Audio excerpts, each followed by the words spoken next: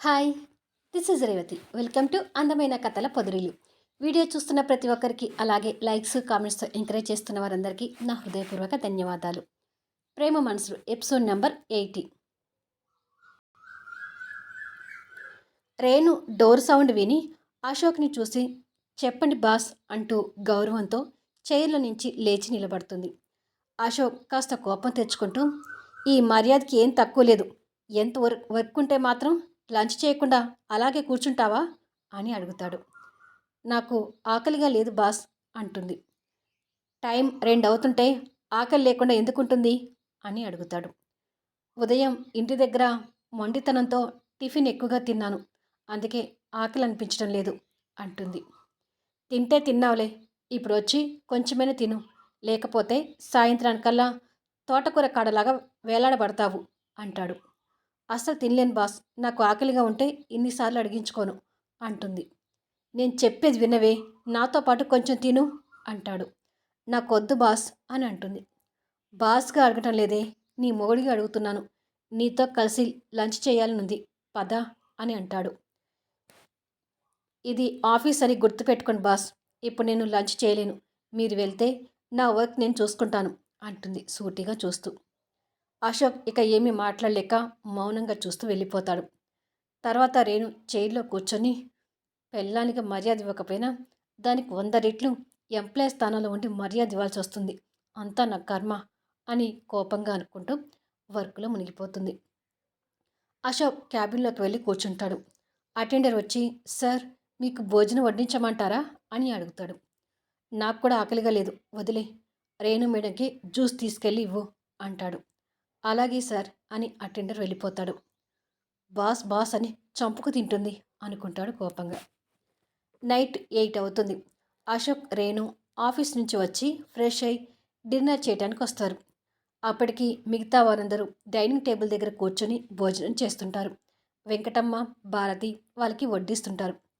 రేణు అశోక్ వచ్చి కూర్చోవడం, పూర్ణ, లాస్య రేణు వైపు కోపంగా లుక్ వేయటం, దానికి సమాధానంగా రేణు వాళ్ళ వైపు ఓరగా చూడటం ఆటోమేటిక్గా జరిగిపోతుంది. తండ్రి కొడుకులు కూడా ముభావంగా ఒకరినొకరు చూసుకుంటారు. భారతి మాట్లాడుతూ, ఆఫీస్కి క్యారియర్ పంపిస్తే ఇద్దరు లంచ్ చేయకుండా నిండు క్యారియర్ తిరిగి పంపించారేంటి అని అడుగుతుంది. రేణుకి అశోక్ కూడా లంచ్ చేయలేదని అప్పుడు అర్థమై అశోక్ వైపు చూస్తుంది. ఆకలిగా అనిపించలేదక్క, అందుకే లంచ్ చేయలేదు అంటాడు. వెంకటమ్మ అశోక్ ప్లేట్లోకి వడ్డించి రేణు ప్లేట్లోకి వడ్డిస్తుంటుంది. రైస్ పెట్టిన తర్వాత చిక్కుడుకాయ, పప్పు వడ్డిస్తుంటే రేణు అది చూసి, నాకు వెజ్ వద్దు, నాన్ వెజ్ వడ్డించు అంటుంది. ఆ మాట వినగానే అందరూ షాక్ అయి చూస్తుంటారు. అశోక్కి అప్పుడు గుర్తొచ్చి, ఓ, నేను ఈ విషయం గురించే మర్చిపోయాను, ఇప్పుడు ఏం చేయాలి అని మనసులో అనుకుంటుండగానే రేణు వెంకటమ్మ వైపు చూస్తూ, ఏంటి అలా చూస్తున్నావు, నాకు ఈ కర్రీస్ వద్దు, చికెన్ కావాలి, చికెన్ లెగ్ పీసెస్ సర్వ్ చేయి అంటుంది. అందరూ రేణు అశోక్ వైపు చూస్తుంటారు. పూర్ణ మాత్రం రేణుని మింగేసేలా చూస్తూ, ఈ ఇంట్లో నాన్ వెజ్ అనేది ఉండదు, ఓన్లీ వెజ్ మాత్రమే ఉంటుంది, నీకు ఇష్టమైతే తిను, లేకపోతే వెళ్ళిపో అంటుంది. ఇప్పుడు రేణు షాక్ అయి అశోక్ వైపు చూస్తుంది. అశోక్ భయంగా నీళ్లు నములుతూ, అది రేణు, కొన్ని సంవత్సరాల నుంచి ఇంట్లో నాన్ వెజ్ చేయడం మానేశారంట. అమ్మా నాన్నకి నాన్ వెజ్ ఇష్టం ఉండదు, మిగతా వారికి నాన్ వెజ్ తినాలనిపిస్తే బయటికి వెళ్ళి తింటారు, అది కూడా నెలకు ఒక్కసారి మాత్రమే అంటాడు. రేణు కోపంగా చూస్తూ, అంటే ఏంటి, ఇప్పుడు మీ అందరి కోసం నా ఇష్టాలు మార్చుకోవాలా? అయినా ఎవరి ఇష్టాలు వాళ్ళ దగ్గర పెట్టుకోవాలి, కానీ ఒకరి ఇష్టాలను మరొకరి మీద రుద్దటం ఏంటి? I hate this, non veg లేకుండా నేను భోజనం చేయను అని చైర్లో నుంచి లేస్తుంది. అశోక్ కూడా లేచి, అలా అనుకు రేణు, మధ్యాహ్నం కూడా లంచ్ చేయకుండా ఖాళీ కడుపుతో ఉన్నావు, ఇప్పుడు డిన్నర్ కూడా చేయకపోతే ఆరోగ్యం పాడవుతుంది అంటాడు. పూర్ణ, లాస్య వాళ్ళిద్దరి వైపు కోపంగా చూస్తుంటారు. రేణు ఇంకా కోపం తెచ్చుకుంటూ, నో అశోక్, నాన్ వెజ్ లేకుండా నేను భోజనం చేయలేను అని వెళ్ళబోతుంటే భారతి కలగజేసుకుంటూ, భోజనం మీద అలిగి వెళ్ళకూడదు రేణు, వెజ్ డిష్లో నీకు ఇష్టమైన ఐటమ్స్ ఏమున్నాయో వాటిని వెంకటంతో చెప్పి చేయించుకో అంటుంది. కానీ రేణు ఆ మాటలు కూడా పట్టించుకోకుండా వెళ్ళబోతుంటే పూర్ణ ఏమీ పట్టినట్టుగా భోజనం తింటూ ఉంటుంది. లాస్య మాత్రం కాస్త ఆనందంతో అక్కడ జరిగేది ఆసక్తికరంగా చూస్తుంటుంది. నాన్ వెజ్ విషయంలో అత్త గెలుస్తుందా, కోడలు గెలుస్తుందా అని జగదీష్ కూడా కాస్త ఆసక్తిగా చూస్తుంటాడు. కొన్ని క్షణాలకు ఆగమ్మ రేణు అని చక్రవర్తి గారి గొంతు వినిపిస్తుంది. రేణు ఆగి చక్రవర్తి గారి వైపు చూస్తుంది. మిగతా వారు కూడా చక్రవర్తి గారు ఏం మాట్లాడతారని చూస్తుంటారు. ఇప్పుడైతే ఈ వెజ్తో తిను, రేపటి నుంచి ఈ ఇంట్లో నువ్వు కోరుకున్నట్టుగానే నాన్ వెజ్ ఉంటుంది అని వెంకటమ్మ వైపు చూసి, రేణుకి ఇష్టమైనవన్నీ వండిపెట్టు వెంకటమ్మ అంటాడు. అలాగే సార్ అంటుంది వెంకటమ్మ. తన ఈగో మీద దెబ్బ పడినందుకు పూర్ణ తినడం ఆపి రేణు వైపు కోపంతో చూస్తుంటుంది. రేణు అలాగే నిలబడితే వచ్చి కూర్చోమని అశోక్ తన కళ్ళతో సైగ చేస్తాడు. రేణు తిరిగి వచ్చి చైర్లో కూర్చుంటుంది. అశోక్ కూడా వచ్చి కూర్చొని తండ్రి వైపు చూస్తుంటాడు. చక్రవర్తి గారు కొడుకు వైపు చూసి తిరిగి భార్య వైపు చూసి తిను పూర్ణ అంటాడు. పూర్ణ ఆలోచించుకుంటూ, నాకు ఈ భోజనం మీద నుంచి లేవాలనిపిస్తుంది, కానీ నేను అలా చేస్తే దానికి ఇంకా రెక్కలు వస్తాయి, ఇక అసలే ఆగదు అని అనుకొని తన వైపు కోపంగా చూస్తూ కష్టంగా భోజనం చేస్తుంటుంది. జగదీష్ ఆలోచించుకుంటూ, కోడల ముందు కంచులాగా ఉండే మా అత్త ఓడిపోతుంది అని అనుకుంటాడు మనసులో. ఇక లాస్య రగిలిపోతూ, మావయ్య దానికి వంత పలకటం అలవాటు చేసుకున్నాడట్టుంది అని అనుకుంటుంది. కొద్దిసేపటికి అందరూ డిన్నర్ చేయటం పూర్తి చేస్తారు. మరికొద్దిసేపటికి రేణు గార్డెన్లో దివ్యతో ఫోన్ మాట్లాడుతుండగా లాస్య అక్కడికి వస్తుంది. రేణు లాస్యని ఓరగా చూస్తూనే దివ్యతో మాట మంతి పంచుకుంటూ ఉంటుంది. ఇలా కొన్ని నిమిషాల తర్వాత, సరే అక్క, ఇక్కడ ఒక కొండముచ్చు నాతో మాట్లాడడం కోసం చూస్తుంది, ఉంటాను అని ఫోన్ పెట్టేస్తుంది. లాస్య కోపంగా చూస్తూ, కొండముచ్చని ఎవరినంటున్నావు అని అడుగుతుంది. నిన్నే అంటున్నానని, ఆ విషయం నీకు కూడా తెలుసని నాకు తెలుసు, కానీ ముందు వచ్చిన విషయం ఏంటో అది చెప్పు అంటుంది నిర్లక్ష్యంగా చూస్తూ. నువ్వు ఈ ఇంటి నుంచి వెళ్ళిపోవాలి. బావకు భార్యగా నేను మాత్రమే ఉండాలి. అసలు నాతో ఎంగేజ్మెంట్ అయిన బావతో కలిసి జీవితాన్ని పంచుకోవాలని నీకు ఎలా అనిపిస్తుంది అని అడుగుతుంది.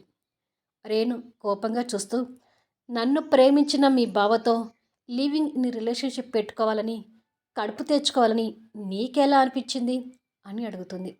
దానికి లాస్య తడబడుతూ, అది బావకి నాకు ఇష్టమై కలిసి ఉన్నాము అంటుంది. మీ అత్త నిన్ను పద్ధతిగా పెంచానని చెప్పుకుంటూ తిరుగుతుంది. అమెరికాలో నువ్వు ఎంత పద్ధతిగా మసులుకున్నావో మీ అత్త ముందు పెడతాను పదా అంటుంది. లాస్య పొగరిగా నవ్వి, ఏంటి మా అత్తకి చెప్తావా? నువ్వు చెప్పగానే మా అత్త నమ్ముతుందనుకుంటున్నావా అని అడుగుతుంది. నిజమే, నువ్వన్నది కరెక్టే. నా మాట అస్సలు వినదు. అందుకే నీ కాల్ రికార్డ్ని మీ అత్తకు వినిపిస్తాను అని ఫోన్లో సేవ్ చేసిన కాల్ రికార్డును వినిపిస్తుంటుంది. లాస్య ఆ రికార్డ్ వింటూ, అమ్మో, అత్త ఏమో కానీ ఈ కాల్ని బావ వింటే మాత్రం నన్ను నిజంగానే చంపేస్తాడు అని మనసులో భయపడుతూ నిలబడుతుంది. రేణు తన చేయి పట్టుకొని, పద మీ అత్త దగ్గరికి అని తన్ని లాక్కుపోతుంటే లాస్య భయపడి, ఆగు అని రేణు దగ్గర నుంచి తన చేయి విడిపించుకొని, ఈ విషయం అత్తకు తెలిస్తే నన్ను చంపేస్తుంది అని అంటుంది. నాకు కావాల్సింది కూడా అదే, పద అని తన చేయి పట్టుకోబోతుంటే లాస్య వెనక్కి జరిగి, అమ్మ తల్లి, నేను నీ జోలికి రాను, నువ్వు ఎక్కడికి పోవద్దు, ఇక్కడే బావతోనే కలిసి ఉండు, కానీ ఎప్పటికీ ఆ రికార్డు మాత్రం బయట పెట్టకు, నీకు పుణ్యం ఉంటుంది అని చేతులెత్తి మొక్కి అక్కడి నుంచి వెళ్తుంది.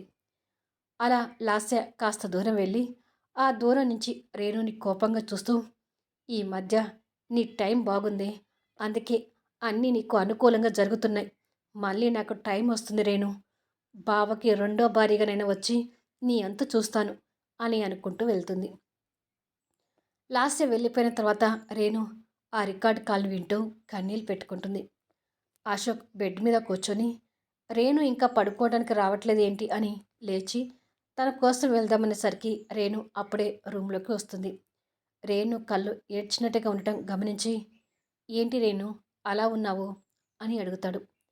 ఏమీ లేదు అని విసురుగా వెళ్ళి బెడ్ మీద ఉన్న టెడ్డీ బేర్ పక్కకు వచ్చి పడుకుంటుంది. అశోక్ రేణు వైపు బాధగా చూస్తూ డోర్ క్లోజ్ చేసి బెడ్కి మరో పక్కకు వచ్చి పడుకొని పక్కన ఉన్న బిజినెస్ మ్యాగజైన్ తీసుకొని తిరిగేస్తూ రేణుని గమనిస్తుంటాడు. రేణు కన్నీళ్ళు పెట్టుకుంటూ ఆలోచిస్తూ ఎప్పటికో నిద్రపోతుంది. అశోక్ బుక్ పక్కకు వేసి తనకు బ్లాంకెట్ కప్పి తనను చూస్తూ పడుకుంటాడు. టైం 1 అవుతుంటుంది. అశోక్ మేలుకొని తన వైపు చూసి నిదానంగా తనకు దగ్గరగా వచ్చి పక్కన ఉన్న బొమ్మని తీసి అవతలకు విసిరేసి తనకు ఇంకా దగ్గరగా జరిగి తన బుగ్గలను సుతారంగా నొక్కుతుంటాడు. ఇంతలో రేణు మేలుకొని అశోక్ను చూసి భయపడుతుండగానే అశోక్ తన మీదకి చేరి తను వద్దని గింజుకుంటున్నా తనని బలవంతం చేయబోతుంటాడు. కొన్ని సెకండ్స్కి రేణు ఆ కలకి భయపడి నో అంటూ గట్టిగా అరుస్తూ లేచి కూర్చుంటుంది. ఆ అరుపుకి పక్కన పడుకొని నిద్రపోతున్న అశోక్ కూడా మేలుకొని ఏమైంది రేణు అంటూ లైట్ ఆన్ చేసి తన తన వైపు చూస్తాడు. రేణు మొహం నిండా చెమటలతో భయపడుతుంటుంది. అశోక్ రేణుని అలా చూసి ఆశ్చర్యపోతూ ఏమైంది రేణు అంటూ తన భుజం మీద చేయి వేయబోతుంటే రేణు అంతే భయపడుతూ వెనుకకు జరిగి తనను తాకకు, నన్ను తాకకు అంటుంది. అశోక్ చేయిని వెనక్కి తీసుకొని పక్కన ఉన్న వాటర్ బాటిల్ అందుకొని ఈ వాటర్ తాగు రేణు అంటాడు. రేణు అశోక్ని భయంతో చూస్తూనే బాటిల్ అందుకొని వాటర్ తాగి బాటిల్ పక్కకు పెడుతుంది. ఏదైనా పీడకల వచ్చిందా అని అడుగుతాడు. రేణు భయపడుతూ పక్కన ఉన్న టెడ్డీబేర్ వైపు చూస్తుంది. ఏంటి రేణు అలా భయపడుతున్నావు అని అడుగుతాడు.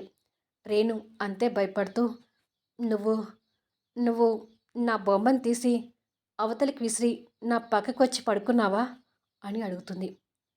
అదేం లేదు రేణు, నీ టెడ్డీబేర్ నీ పక్కనే ఉంది, నేను నా ప్లేస్లోనే పడుకున్నాను అంటాడు. అవునా అని అంటే నాకు వచ్చింది కలనమాట అని మనసులో అనుకుంటుంది. అశోక్కి తన పరిస్థితి అర్థమై నువ్వు నా గురించి భయపడుతున్నావట్టుంది రేణు, కానీ అలాంటి భయాలు ఏమీ పెట్టుకోకు, నువ్వు భయపడుతున్నట్టుగా ఏమీ జరగదు, నేను అలా ఎప్పటికీ ప్రవర్తించనని నీకు మాట ఇస్తున్నాను, ఎలాంటి భయం లేకుండా ధైర్యంగా పడుకో అంటాడు. కానీ రేణు అలాగే బెదిరిపోతూ చూస్తుంటుంది. నువ్వు ఇంకా భయపడుతున్నట్టుగా ఉంది రేణు, సరే నేను కింద పడుకుంటాను, నువ్వు ప్రశాంతంగా పడుకో అని బెడ్ మీద నుంచి లేవబోతుంటే ఆహా వద్దు, బెడ్ మీదనే పడుకో, ఇక నేనేమీ భయపడనులే అంటుంది. ఆర్ యూ షూర్ అంటాడు. అవును అన్నట్టుగా తల ఊపి టెడ్డీబేర్ పక్కన పడుకుంటుంది. అశోక్ తను చూసి మరో పక్కకి తిరిగి పడుకుంటాడు. ఇలా 4 రోజులు గడుస్తాయి. చక్రవర్తి గారు ఆఫీస్లో కూర్చొని వర్క్ చూసుకుంటూ ఉండగా జగదీష్ ఆవేశంగా అక్కడికి వచ్చి రేపో మాపో బృందావనం వేలం పాటకు వస్తుంది, దాన్ని మనం దక్కించుకోవచ్చు అని సంబరపడుతున్నాం మామయ్య, కానీ ఆ వంశీ బ్యాంక్ ఇంట్రెస్ట్ కట్టి వేలం పాట వాయిదా పడేలా చేశాడు అంటాడు. చక్రవర్తి గారు కాస్త ఆశ్చర్యపోతూ అవునా అని ఆలోచించి వంశీ కట్టింది ఇంట్రెస్ట్ కదా, మొత్తం అమౌంట్ కట్టినట్టుగా అలా ఆవేశపడుతున్నావేంటి అని అడుగుతాడు. జగదీష్ ఇంకా ఆవేశపడుతూ మనం ఇలాగే ఊరుకుంటే ఆ డబ్బు మొత్తం కూడా కట్టి బ్యాంక్ లోన్ తీర్చుకొని తిరిగి బృందావనంలోకి వెళ్తాడు మావయ్య అంటాడు. అది అంత ఈజీ కాదు జగదీష్, వంశీ తిరిగి బిజినెస్లో కోలుకోవాలంటే కొన్ని కోట్లు కావాలి, ఎవరైనా వంశీకి సహాయం చేసినా 1-2 కోట్లు చేస్తారు, కానీ 100 కోట్లు అయితే ఎవరూ సహాయం చేయరు కదా అంటాడు. ఎందుకు చేయరు మావయ్య, వంశీకి సహాయం చేయటానికి మన ఆనంద్ సరిపోడా అంటాడు. ఆ మాటకి చక్రవర్తి గారు ఆశ్చర్యంగా చూస్తుంటే తిరిగి జగదీష్ మాట్లాడుతూ వంశీ బ్రాంచ్ని అమ్మిన విషయం మీకు తెలుసు కదా మావయ్య అంటాడు. అవును అమ్మాడు, ఆ బ్రాంచ్ని రామ్మోహన్ రావు కొంటే అతని దగ్గర నుంచి మన ఆనంద్ కొన్నాడు కదా అంటాడు. అదంతా అబద్ధం మావయ్య, అసలు వంశీ ఆ బ్రాంచ్ని అమ్మలేదు, ఆ రామ్మోహన్ రావు కొనలేదు, ఇదంతా నాటకీయంగా జరిగిపోయింది, ఈ నాటకీయం వెనక మన ఆనందే ఉన్నాడు అని అంటాడు. ఏం మాట్లాడుతున్నావు జగదీష్ అని అడుగుతాడు చక్రవర్తి. నేను చెప్పేది నిజం మావయ్య, ఒకవేళ నిజంగానే వంశీ ఆ బ్రాంచ్ని అమ్మి ఉంటే మన ఆనంద్ ఆ బ్రాంచ్ని కొనాల్సిన అవసరం ఏంటి, మన ఆనంద్ కావాలంటే వేరే కంపెనీలు కొనొచ్చు కదా, అదే బ్రాంచ్ని ఎందుకు కొన్నాడు అని అనుమానం వ్యక్తం చేస్తాడు. ఆ మాటలకి చక్రవర్తి గారు ఆలోచిస్తుంటారు. ఎందుకంటే వంశీ ఆ బ్రాంచ్ అమ్మడం, అశోక్ దాన్ని కొనడం ఒక నాటకం కాబట్టి ఆ వంకతో అశోక్ వంశీకి డబ్బిస్తే ఆ డబ్బుని బ్యాంకులో కట్టి వేలం పాటని వాయిదా పడేలా చేశాడు. మనం ఇలాగే ఊరుకుంటే మన ఆనంద్ వంశీకి మొత్తం డబ్బిచ్చి బిజినెస్లో మళ్ళీ కోలుకునేలా చేస్తాడు. మన ఇంటి విషయంలో కూడా వంశీ తెలివిగా ప్రవర్తిస్తున్నాడు మావయ్య. ముందు అశోక్ రేణు మెడలో తాళి కట్టేలా చేశాడు. తిరిగి రేణుని మన ఇంటికి కోడలిగా పంపించాడు. ఆ అమ్మాయి ఏమో మన ఇంట్లో తన సత్తా చూపించి అత్తని ఇబ్బంది పెడుతుంది. ఇది ఇలాగే జరిగితే బృందావనం మనకి దక్కకపోవడం కాక ఆ రేణు కారణంగా మన ఇల్లు కూడా వల్లకాడవుతుంది అంటాడు. జగదీష్ మాటలకు చక్రవర్తి గారు కంగారు పడతాడు. వంశీ ఆనంద్ దూరమైనట్టే దూరమై మళ్ళీ సన్నిహితులుగా మెలుగుతున్నారు. వాళ్ళిద్దరూ మళ్ళీ విడిపోయేదాకా మనం అనుకున్నది సాధించలేం మావయ్య అని చెప్పి జగదీష్ వెళ్ళిపోతాడు. చక్రవర్తి గారు కోపంతో ఆలోచిస్తుంటాడు. నైట్ టైం రఘు వంశీ ఇద్దరు రోడ్డు మీద ఓ పక్కకి కార్లు ఆపి మాట్లాడుకుంటూ ఉంటారు. ఇప్పుడైతే కంపెనీ బ్రాంచ్ అమ్మిన డబ్బుతో బృందావనాన్ని వేలంపాట వరకు రాకుండా చేశావు. మరి నెక్స్ట్ ఎలారా? బృందావనాన్ని తిరిగి నీ సొంతం ఎలా చేసుకుంటావు అని అడుగుతాడు రఘు. వంశీ శూన్యంలోకి చూస్తూ అదే సమాధానం లేని ప్రశ్నగా మిగిలిపోతుందిరా. బిజినెస్లో ఎటు చూసినా లాసే కనిపిస్తుంది. ఏదైనా పెద్ద డీల్ తగిలితే తప్ప ఈ సమస్యల నుండి కోలుకోలేను అంటాడు. ఒకవేళ నీకు అలాంటి డీల్ తగిలినా నీ దగ్గర ఎక్కువ మొత్తంలో డబ్బు ఉండాలి. డబ్బు లేనప్పుడు అలాంటి డీల్ నీ దగ్గరికి వచ్చినా ఉపయోగం లేదు కదా అంటాడు రఘు. అది కూడా నిజమే రఘు. డబ్బు లేనప్పుడు ఎంత పెద్ద డీల్ వచ్చినా చేయలేను అని మాట్లాడుతుంటే అప్పుడే కారు వెనుక సీట్లో కూర్చొని అటుగా వెళ్తున్న చక్రవర్తి గారు వీళ్ళిద్దరిని చూసి డ్రైవర్ కారాపు అంటాడు. సరేరా రఘు, ఇప్పటికే చాలా టైం అయింది. ఇంటి దగ్గర దివ్య ఎదురు చూస్తుండాలి. వెళ్తాను అని వంశీ బయలుదేరబోతుండగా ఎదురుగా చక్రవర్తి గారు వస్తుంటాడు. ఈ ఇద్దరు ఎదురుపడ్డాక ఏమవుతుంది అనేది నెక్స్ట్ వీడియోలో చూద్దాము.